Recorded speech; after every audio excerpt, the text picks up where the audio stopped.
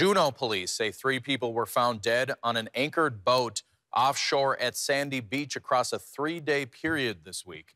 According to a police report issued by JPD, 51-year-old Curtis Anderson was found dead on Wednesday afternoon on the boat Dusky Rock.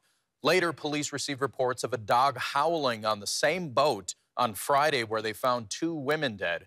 According to JPD, one of the 2 women was the person who alerted them about Anderson on Wednesday. JPD says that no signs of foul play were found in the initial investigation on all 3 deaths. In a press release, JPD said that the use of controlled substances may have played a factor.